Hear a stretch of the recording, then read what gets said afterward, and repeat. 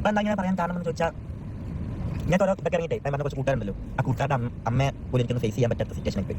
അവരും എല്ലാവരും ഇപ്പം അങ്ങനെ ചെറുക്കൻ അങ്ങനത്തെ രീതി കാണുന്നു അതൊരു ഫീൽ. കൊല്ലം സുധിയുടെ മകൻ കിച്ചു മനസ്സ് തുറക്കുന്നു. പൂർണ്ണമായിട്ടും കാര്യങ്ങളൊന്നും തന്നെ തുറന്നു പറയുന്നില്ല. അവിടെ ഇവിടെയും കൊള്ളിച്ചുകൊണ്ട് കുറച്ച് കാര്യങ്ങളെ തുറന്നു പറയുന്നുള്ളൂ. പേടിച്ചിട്ടാണെന്ന് എനിക്ക് തോന്നുന്നില്ല, പേടിച്ചിട്ടായിരിക്കില്ല. ഇതൊക്കെ തുറന്നു പറഞ്ഞു കഴിഞ്ഞാൽ എന്തായിരിക്കും ആൾക്കാരുടെ റിയാക്ഷൻ എന്ന് അറിയാത്തത് കൊണ്ടാണ് കുറച്ച് കാര്യങ്ങൾ മാത്രം ആ മകൻ തുറന്നു പറയുന്നത്. എനിക്ക് ശരിക്കും പറഞ്ഞു കഴിഞ്ഞാൽ സങ്കടം വന്നു മുഴുവൻ ആ ഒരു വീഡിയോ കണ്ടപ്പോൾ. കാരണം ജനിച്ച നാൾ മുതൽ ഒറ്റപ്പെടലിൻ്റെ വേദന അനുഭവിക്കുന്ന ഒരു കുട്ടി, അത് മാത്രമേ നമുക്ക് അതിനകത്ത് കാണാൻ വേണ്ടി സാധിക്കത്തുള്ളൂ. ആദ്യം ജനിച്ചപ്പോൾ തന്നെ 2 വയസ്സുള്ളപ്പോൾ അമ്മ ഫസ്റ്റ് ജന്മം നൽകിയ അമ്മ ഇട്ടിട്ട് പോകുന്നു. അത് കഴിഞ്ഞ് ജീവിതത്തിലേക്ക് രണ്ടാനമ്മ വരുന്നു. അവിടെയും കുറേ പ്രശ്നങ്ങൾ ഉണ്ടാകുന്നു. രണ്ടാനമ്മ അച്ഛനെ ഡിവോഴ്സ് ചെയ്തു പോകുന്നു. അതിനുശേഷമാണ് 3ാമത്തെ അമ്മയായിട്ടുള്ള രേണു വരുന്നത്.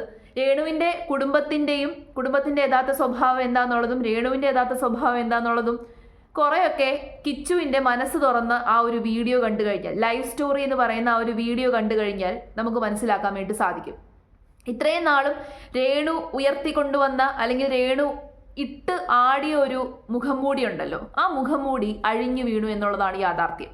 രേണു ഇത്രയും നാളും കിച്ചു വാ തുറക്കാത്തത് കൊണ്ട് മാത്രമാണ് ഇങ്ങനെ ഉയർന്നു പോയത്. സത്യത്തിൽ അനാവശ്യമായിട്ടുള്ളൊരു സ്പോട്ട് ലൈറ്റ് ആയിരുന്നു രേണു സുധി എന്ന് പറയുന്ന ആ ഒരു സ്ത്രീക്ക് കിട്ടിയത്. അതാണ് സത്യം. ഇത്രയും വലിയൊരു ഫെയിം അവർക്ക് കൊടുക്കേണ്ട ഒരു കാര്യവും ഉണ്ടായിരുന്നില്ല. നെഗറ്റീവ് പബ്ലിസിറ്റി കൊണ്ട് സത്യത്തിൽ ഈ രേണുവും കുടുംബവും കൊല്ലം സുധി എന്ന് പറയുന്ന വ്യക്തി ജീവിച്ചിരുന്ന സമയത്ത് അയാളെ മാക്സിമം ഊറ്റി. കുടുംബത്തിലുള്ളവരാരും ജോലിക്ക് പോകാതെ, അത് കിച്ചു പറയുന്നുണ്ട്, ഞാൻ ആ ഒരു വീഡിയോ കേൾപ്പിച്ചു തരാം. രേണു സുധി പോയ ശേഷം അയാളുടെ ആ ഒരു മരണം വെച്ച് രേണു നല്ല രീതിയിൽ വിൽപ്പന ചരക്കാക്കി. അതിനെ നല്ല രീതിയിൽ വിറ്റ് ആ രീതിയിൽ ഫെയിം ഉണ്ടാക്കിയെടുത്തു. അതാണ് സത്യം. ഞാനിനി കിച്ചുവിൻ്റെ വീഡിയോ ഒന്ന് കാണിച്ചു തരാം. അച്ഛനിൽ നിന്ന് കിട്ടുന്ന ഒരു സ്നേഹം എന്താന്ന് വെച്ചാൽ ഒരു പൈസ മാത്രമാണ് ഇങ്ങനെ കിട്ടുന്നൊരു സ്നേഹം എന്താന്ന് വെച്ചാൽ വേറെ ആടുത്ത് ഞാൻ അവിടെ സംസാരിക്കത്തില്ല. ഇവരുടെ സ്വഭാവം എല്ലാം ഒരുമാതിരി സ്വഭാവമായി ഇവരുടെയൊക്കെ. അവിടെ ജോലിക്ക് പോകത്തില്ല, അതിന് അടി. പിന്നെ എന്ത് പറഞ്ഞാലും ഇവർക്ക് എന്തെങ്കിലും പൈസയൊക്കെ എന്തെങ്കിലും കടം വാങ്ങി ഇതൊക്കെ പറയണോ? എനിക്ക് കുറെ കാര്യങ്ങളുണ്ട് എനിക്ക് പറയാം. എനിക്ക് എങ്ങനെ പറയണോന്ന് അറിയത്തില്ല ഇതൊക്കെ.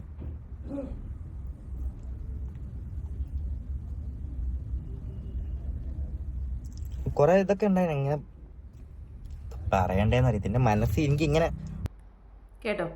രേണു സുധിയുടെ കുടുംബത്തിന്റെ യഥാർത്ഥത്തിലുള്ളൊരു സ്വഭാവമാണ് ഇവിടെ കാണിച്ചേക്കുന്നത്. അവര് ഒരു ജോലിക്കും പോകത്തില്ല.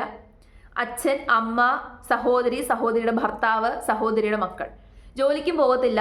ആദ്യം സുധിയുടെ ചെലവിലായിരുന്നു മുഴുവനായിട്ട് ജീവിച്ചുകൊണ്ടിരുന്നത്. അങ്ങനെ സുധിയെ കടത്തിലാക്കി മാറ്റിയത് ഒരുപക്ഷെ ഇവരായിരിക്കണം. രേണു ജീവിതത്തിൽ വന്നില്ല എന്നുണ്ടെങ്കിൽ ഒരുപക്ഷെ സുധിക്ക് ഇതിനേക്കാട്ടിൽ കുറച്ചും കൂടി ഒരു പുരോഗമനം ഉണ്ടായേനെ എന്നുള്ളതാണ് സത്യം. അത് പലരും പറഞ്ഞിട്ടുണ്ട്. പക്ഷെ ഇപ്പോൾ കിച്ചുവായിട്ട് തുറന്നു പറയുന്നുണ്ട്, ഡയറക്റ്റ് ആയിട്ടല്ല, ഇൻഡയറക്റ്റ് ആയിട്ട്. കിച്ചുവിൻ്റെ ഈ വാക്കുകളിൽ നിന്ന് നമുക്ക് മനസ്സിലാവുന്നത് അത് തന്നെയാണ്. ജോലിക്ക് പോകാതെ സുധിയെ ഊറ്റി ജീവിച്ചു. അവസാനം സുധി പോയി കഴിഞ്ഞു, ഇപ്പോഴും സുധിയെ ഊറ്റി ജീവിക്കുമല്ലേ, സുധിയുടെ പേരും പറഞ്ഞ് ജീവിക്കുമല്ലേ. എന്നിട്ട് ഇപ്പം എന്തൊക്കെയാണ് കാട്ടിക്കൂട്ടുന്നത്. ഒരു സ്ത്രീ എന്നുള്ള രീതിയിൽ എനിക്ക് തന്നെ കാണുമ്പോൾ അപമാനമാണ് തോന്നുന്നത്. അവർ പറഞ്ഞിട്ടുള്ളൊരു കാര്യമുണ്ട്, എൻ്റെ മക്കളെ നോക്കാൻ വേണ്ടിയിട്ടാണ്. അതിലും ഈ കുട്ടിയുടെ, ഈ കിച്ചുവിൻ്റെ പേരും കൂടി വലിച്ചഴിച്ചു എന്ന് ആലോചിക്കുമ്പോഴാണ് അവനോട് ഒരു സ്നേഹവും ഇല്ല വീട്ടുകാർക്ക്. സുധി പോയതിനു ശേഷം അവൻ അനുഭവിക്കുന്നത് പൂർണ്ണമായിട്ടും അവഗണന മാത്രമാണ്. അതും അവൻ സംസാരിക്കുന്നുണ്ട്. സുധി മാത്രമായിരുന്നു അന്ന് അവന് ഏക ആശ്വാസം. അച്ഛനെ മാത്രമാണ് വിളിക്കുന്നത്, അച്ഛൻ മാത്രമാണ് അവൻ എന്ത് കാര്യവും ചെയ്തു കൊടുക്കുന്നത്. ഇവർ വീട്ടിലുള്ളപ്പോൾ പോലും ഈ പയ്യനോടൊന്ന് സംസാരിക്കുകയോ അല്ലെങ്കിൽ ഈ പയ്യന് വേണ്ട കാര്യങ്ങൾ ചെയ്തു കൊടുക്കുകയോ ഒന്നും ചെയ്തില്ല. അല്ലെങ്കിൽ സ്വന്തം അമ്മയുടെ അത്രയും വരത്തില്ലല്ലോ ഏത് അമ്മയാണേലും. 10 അമ്മ ചമഞ്ഞാലും പെറ്റമ്മയാവില്ലെന്ന് പറയുമല്ലോ. പക്ഷേ രേണു സുധി നമ്മുടെ പുറം ലോകത്തെ അറിയിച്ച ഒരു മുഖം എങ്ങനെയാണ്. അന്ന് ഫ്ലവേഴ്സിലൊക്കെ വന്നപ്പോൾ എന്തൊരു ഒലിപ്പീരായിരുന്നു. എൻ്റെ ആദ്യത്തെ മോനാണ് കിച്ചു. പക്ഷേ ആ പരിഗണനയൊന്നും ഈ കുട്ടിക്ക് കിട്ടിയിട്ടില്ല. ആ ഒറ്റപ്പെടലും വേദനയും ഒക്കെയാണ് ഇന്ന് ഈ കാണുന്ന ഈ കിച്ചു. അത് നമുക്ക് ആ വീഡിയോ കണ്ടു കഴിഞ്ഞാൽ മനസ്സിലാക്കാൻ വേണ്ടി സാധിക്കും. ആ പയ്യന് വലിയ രീതിയിൽ തുറന്നു പറയാനുള്ള ഒരു ഇതില്ല. അതുകൊണ്ട് മാത്രമാണ് പലതും ഇപ്പം തുറന്നു പറയാതിരിക്കുന്നത്. ആരെങ്കിലും ഒരു കൗൺസിലിംഗ് ഒക്കെ കൊടുത്തു കഴിഞ്ഞാൽ നല്ല രീതിയിൽ എന്തെങ്കിലുമൊക്കെ കാര്യങ്ങൾ ആ പയ്യന് വേണ്ടിയിട്ട് ചെയ്തു കൊടുക്കുക. കൊല്ലസുധിയുടെ മക്കൾക്കാണ് ചെയ്തു കൊടുക്കേണ്ടത്, അല്ലാതെ കൊല്ലസുധിയുടെ വിധവയ്ക്കല്ലായിരുന്നു. മക്കളെ നോക്കാനാണ് എന്ന് പറയുന്നുണ്ട് രേണു ഇപ്പം നാട് നീളെ നടക്കുന്നുണ്ടല്ലോ. രേണുവിൻ്റെ സ്വന്തം ഒരു കുഞ്ഞുണ്ട്, ഋതപ്പൻ. ആ കുഞ്ഞിനെ എങ്ങനെയാണ് നോക്കുന്നത് നിങ്ങൾ കണ്ടിട്ടുണ്ടോ? ഇടയ്ക്കിടയ്ക്ക് ഈ ഋതപ്പൻ്റെ വീഡിയോ വരാറുണ്ട്. ഞാൻ അതിനെ വലിയ കാര്യമാക്കാറില്ല. കാരണം ഒരു കൊച്ചു പയ്യനാണല്ലോ, അവൻ്റെ വീഡിയോ എടുത്ത് ഇടുന്നതിനോട് എനിക്ക് യോജിപ്പില്ല. ഒരുപാട് ഓൺലൈൻ മീഡിയാസ് അവൻ്റെ വീഡിയോ എടുത്തിടാറുണ്ട്. പ്രത്യേകിച്ച് ഈ രേണുവിനെ എയർപോർട്ടിലേക്കൊക്കെ കൊണ്ടാക്കുന്ന സമയത്ത് ഋതപ്പനെയും കൂടിയാണ് കൊണ്ടുപോകുന്നത്. അപ്പോൾ ആ കുഞ്ഞിൻ്റെ കോലം ഒന്ന് നിങ്ങൾ നോക്കണം.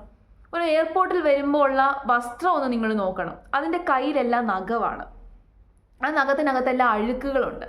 മാത്രമല്ല ഏറ്റവും അവസാനം ഒടുവിലായിട്ട് രേണുവിനെ എയർപോർട്ടിൽ കൊണ്ടാക്കാൻ വേണ്ടി വന്ന സമയത്ത് ആ കുഞ്ഞ് ഫോണിൽ തന്നെയാണ് നോക്കിക്കൊണ്ടിരിക്കുന്നത്. അമ്മ പോകുന്നതിൻ്റെ ഒരു വിഷമമില്ല, ഒന്നുമില്ല. ഒരു ഫോൺ കയ്യിൽ കൊടുത്തിട്ടുണ്ട്, ആ ഫോണിനകത്ത് കുത്തിക്കൊണ്ടിരിക്കുകയാണ്.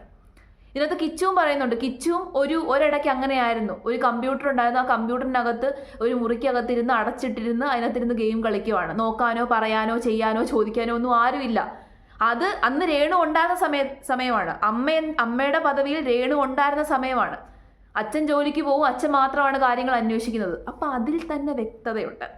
രേണു എന്ന് പറയുന്ന വ്യക്തി അല്ലെങ്കിൽ രേണുവിൻ്റെ കുടുംബവും കിച്ചുവിനെ മകനായിട്ട് പോലും കണ്ടിട്ടില്ല. പിന്നെ എന്തിനാണ് കിച്ചുവിൻ്റെ പേരും കൂടി ഇട്ട് എനിക്ക് കിച്ചുവിനെ നോക്കണം, ഋതപ്പനെ നോക്കണം എന്ന് പറഞ്ഞിട്ടാണല്ലോ ഇത്രയും ഒക്കെ ചെയ്തു വെച്ചത്. എന്നിട്ട് ആ ഋതപ്പനെ പോലും നോക്കുന്നില്ല, സ്വന്തം മോനെ പോലും നോക്കുന്നില്ല. ചേച്ചിയുടെ താക്കിയിട്ട് പോയേക്കാണ്. എന്തൊക്കെയാന്ന് പറഞ്ഞു കഴിഞ്ഞാൽ സ്വന്തം അമ്മ നോക്കുന്ന പോലെ വേറെ ആരെങ്കിലും നോക്കൂ? പിന്നെ ഇവളീ പണവും പ്രതാപവും ഒക്കെ സമ്പാദിക്കുന്നത് ആർക്ക് വേണ്ടിയിട്ടാണ്? മകനെ പോലും നോക്കാൻ വേണ്ടിയിട്ട് സാധിക്കുന്നില്ല. ആ കുട്ടി ഫോണിൽ തന്നെ കളിച്ചുകൊണ്ടിരിക്കുകയാണ്, കുത്തിക്കൊണ്ടിരിക്കുകയാണ്. അതൊന്നും നോക്കുന്നത് പോലും ഇല്ല. നാളെ ഈ കിച്ചു കടന്നു പോയ അതേ ഇതിലൂടെ ആ പയ്യനും കടന്നു പോകത്തില്ലെന്ന് എന്തെങ്കിലും ഉറപ്പുണ്ടോ? അങ്ങനെ ഉണ്ടാകും. കാരണം വളർന്നു വരുന്ന പ്രായത്തിൽ അമ്മയില്ല, അമ്മയടുത്തില്ല, അമ്മ നോക്കുന്നില്ല, ആരും നോക്കുന്നില്ല.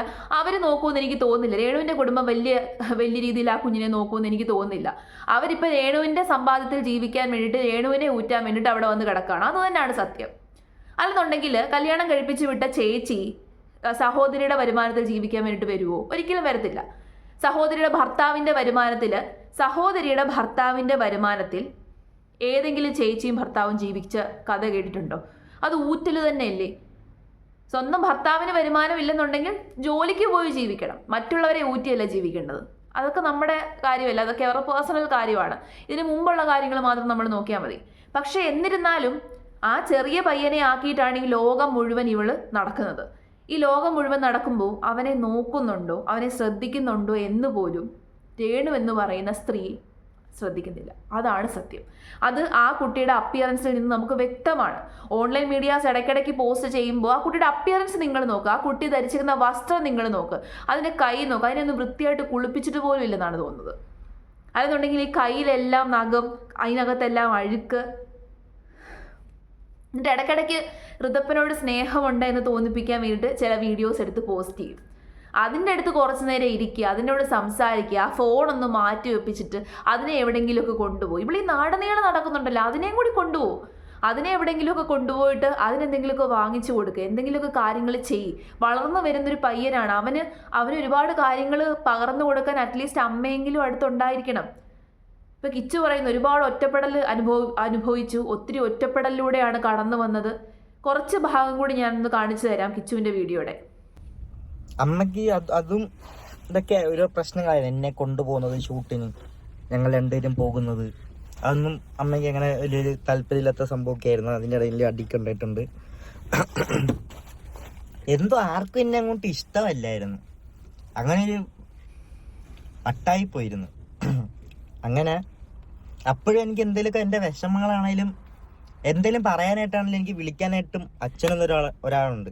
എനിക്ക് എന്തൊക്കെ ചെയ്തെന്ന് പറഞ്ഞാൽ, എനിക്ക് എന്തൊക്കെ വിഷമമുണ്ടെന്ന് പറഞ്ഞാലും എനിക്ക് ഒരാളെ വിളിക്കായിരുന്നു. അച്ഛൻ എന്തൊക്കെ ചെയ്താലും എനിക്ക് വിളിക്കായിരുന്നു. ആ ഒരു ധൈര്യം ഇങ്ങനെ ഭയങ്കരമായിട്ട് എനിക്കുണ്ടായിരുന്നു. വിഷമം കാര്യം ആരും ഇല്ല എനിക്കൊന്നും പറയാനായിട്ട്. സത്യം പറഞ്ഞാൽ ഞാൻ ആ ഒരു സമയത്തൊരു പ്രശ്നം ഇതൊക്കെ എനിക്കൊന്ന് ഒറ്റയ്ക്കിരുന്ന് ആ സമയത്ത് ഇതൊക്കെ കിട്ടുന്നെന്ന് പറഞ്ഞാൽ ഇങ്ങനത്തെ ഒരു കാര്യങ്ങളൊക്കെ അറിയാമായിരുന്നു. നല്ല സ്വഭാവം അല്ലാതെ ഞാൻ മനസ്സിലാക്കി. എന്നിട്ട് ഞാൻ ആ ടൈമിൽ എന്തൊരു ഇവൻ സമാധാനം അനുഭവിച്ചത് എപ്പോഴാണെന്ന് അറിയാമോ? രേണുവിൻ്റെ ഒക്കെ അടുത്ത് നിന്ന് അല്ലെങ്കിൽ ആ വീട്ടിൽ നിന്ന് രക്ഷപ്പെട്ട് കൊല്ലത്ത്, അതായത് സുധിയുടെ കുടുംബ വീട്, അവിടെ വന്ന് നിന്നപ്പോൾ തൊട്ടാണ് ഈ പയ്യൻ സമാധാനം അനുഭവിച്ചത്. അതിനുശേഷമാണ് കൂട്ടുകാരായതും ഒറ്റപ്പെടൽ ഇല്ലാതെയായതും ചീത്ത സ്വഭാവത്തിൽ നിന്നൊക്കെ പുറത്തേക്ക് വന്നതും എന്ന് കൃത്യമായിട്ട് പറയുന്നുണ്ട്. അപ്പം ഇവൻ അനുഭവിച്ച അല്ലെങ്കിൽ ഇവൻ കടന്നു പോയ അതേ റൂട്ടിലൂടെയാണ് ഇനി വളർന്നു വരുന്ന ആ കുട്ടിയും കടന്നു പോകാൻ വേണ്ടിയിട്ടിരിക്കുന്നത്. ആരോട് പറയാം? സത്യത്തിൽ ഈ കുട്ടികളെ ആയിരുന്നു സഹായിക്കേണ്ടത്. രേണുവിന് ഏതെങ്കിലും ഒരു ജോലി തരപ്പെടുത്തി കൊടുക്കണമായിരുന്നു. അല്ലാതെ ഇത്രയും സ്പോട്ട് ലൈറ്റ് കൊടുത്ത് ഇത്രയും ഫെയിം കൊടുത്ത് ഇവരെ ഒരു അഹങ്കാരിയാക്കി മാറ്റാൻ പാടില്ലായിരുന്നു. അതിനകത്തൊരു ഒരു പരിധി വരെ എല്ലാവരും പങ്കുവഹിച്ചിട്ടുണ്ട്. ഓൺലൈൻ മീഡിയാസും ബാക്കിയുള്ള ആൾക്കാരും റിയാക്ഷൻ ചാനലുകാരും ഞാൻ ഉൾപ്പെടെയുള്ള റിയാക്ഷൻ ചാനലുകാർ അതിനൊരു പങ്ക് വഹിച്ചിട്ടുണ്ട്. അത് വേണ്ടിയിരുന്നില്ല എന്ന് എനിക്ക് തോന്നുന്നു. അനാവശ്യമായിട്ടുള്ള ഫെയിം ഒരു അർഹതയും ഇല്ലാത്തൊരു വ്യക്തിക്ക് നേടിക്കൊടുത്തു. എന്നിട്ട് അവസാനം എന്തുവായി? അതുകൊണ്ട് ആർക്ക് പ്രയോജനം ഉണ്ടായി? രേണുവിന് മാത്രം പ്രയോജനം ഉണ്ടായി. രേണുവിന് മാത്രം പ്രയോജനം ഉണ്ടാക്കാൻ വേണ്ടിയിട്ടാണ് രേണു ഇപ്പോൾ ഈ കാര്യങ്ങളെല്ലാം ചെയ്തുകൊണ്ടിരിക്കുന്നത്. ഒരു സോഷ്യൽ മീഡിയ ന്യൂസൻസ് ആയിട്ട് വളർന്നു വന്നുകൊണ്ടിരിക്കുകയാണ്. ചില ആൾക്കാർ ചോദിക്കുന്നുണ്ട്, ആ സ്ത്രീ എന്ത് ചെയ്തു? ആ സ്ത്രീ ചെയ്തുകൊണ്ടിരിക്കുന്നത്, സമൂഹത്തിന് കൊടുത്തുകൊണ്ടിരിക്കുന്നത് നെഗറ്റീവായിട്ടുള്ള പബ്ലിസിറ്റിയും നെഗറ്റീവായിട്ടുള്ള ഒരു മെസ്സേജും ഒരു സോഷ്യൽ ന്യൂസൻസുമാണ്. കഴിഞ്ഞ ദിവസം പറയുന്നത് കണ്ടു, സബ്സ്ക്രിപ്ഷനിലിട്ട ഫോട്ടോ പുറത്ത് ഇടുന്നു എന്ന് പറഞ്ഞുകൊണ്ട് ഞാൻ കേസ് കൊടുക്കുന്നു. ആർക്കെതിരെ കേസ് കൊടുക്കും? സബ്സ്ക്രൈബേഴ്സ് ആയിരിക്കുമല്ലോ ഈ ഫോട്ടോസ് എല്ലാം സ്ക്രീൻഷോട്ട് എടുത്ത് പുറത്തിടുന്നത്. അവർ വാങ്ങിച്ച ഫോട്ടോയാണ്. ഈ സബ്സ്ക്രിപ്ഷൻ എന്ന് പറഞ്ഞു കഴിഞ്ഞാൽ അതാണ്. ഞാൻ ആ രീതിയിൽ പറയുമല്ല. ഈ സബ്സ്ക്രൈബ് ചെയ്യുന്നവർ, ഇത്തരം ഫോട്ടോസ് കാണാൻ സബ്സ്ക്രൈബ് ചെയ്യുന്നവർ ആ ഫോട്ടോയ്ക്ക് കാശ് കൊടുക്കുകയാണ്. അപ്പോൾ കാശ് കൊടുക്കുന്ന ആൾക്കാർ ആ സ്ക്രീൻഷോട്ട് എടുത്ത് പുറത്തിടും. അതിനെതിരെ കേസ് കൊടുക്കുമെന്ന് എന്ത് പറഞ്ഞ് കേസ് കൊടുക്കും? അതിൽ തന്നെ രേണുവിൻ്റെ സ്റ്റാൻഡേർഡ് വ്യക്തമാണ്. അതിൽ നിന്ന് തന്നെ എന്നിട്ട് പറഞ്ഞു, സിനിമാ നടിമാരൊക്കെ സബ്സ്ക്രിപ്ഷൻ നടത്തുന്നുണ്ട്. സിനിമാ നടിമാരൊക്കെ സബ്സ്ക്രിപ്ഷൻ നടത്തുന്നത് അവരുടെ പ്രൈവറ്റ് ലൈഫിനെ കുറിച്ച് ചില കാര്യങ്ങളൊക്കെ അവിടെ പോസ്റ്റ് ചെയ്യും. അല്ലാതെ ഈ രീതിയിൽ വൃത്തികേട് കാണിക്കാൻ വേണ്ടിയിട്ടല്ല സിനിമാ നടിമാരൊക്കെ സബ്സ്ക്രിപ്ഷൻ നടത്തുന്നത്. രേണുവിൻ്റെ അതേ രീതിയിൽ സബ്സ്ക്രിപ്ഷൻ നടത്തുന്ന കുറേ ആൻറ്റിമാരും ചേച്ചിമാരും ഒക്കെ ഉണ്ട് ഇൻസ്റ്റാഗ്രാമിൽ. പറഞ്ഞിട്ട് കാര്യമില്ല. ആ ഒരു പാതയിലേക്ക് ഇനി രേണു കടന്നു പോകും. കുറച്ച് കഴിയുമ്പോൾ ഈ രേണുവിൻ്റെ തലയുടെ മുകളിൽ ഉദിച്ചു നിൽക്കുന്ന സ്പോട്ട് ലൈറ്റ് അങ്ങ് ഇല്ലാതെയാകും. എല്ലാ കാലത്തും ഈ സ്പോട്ട് ലൈറ്റ് ഒന്നും നമ്മുടെ കൂടെ കാണത്തില്ല. അതാണ് സത്യം. അത് രേണു ഇപ്പം മനസ്സിലാക്കത്തില്ല, കുറച്ച് കഴിയുമ്പോൾ മനസ്സിലാകും. ഈ അഹങ്കരിച്ചതിനും നമ്മൾ ചെയ്തു കൂട്ടിയതിനും ഒക്കെ തന്നെ പ്രതിഫലം ഒരു നാൾ നമ്മൾക്ക് കിട്ടും. അന്നേ നമ്മൾ മനസ്സിലാക്കാൻ വേണ്ടിയിട്ട് പോകുന്നുള്ളൂ.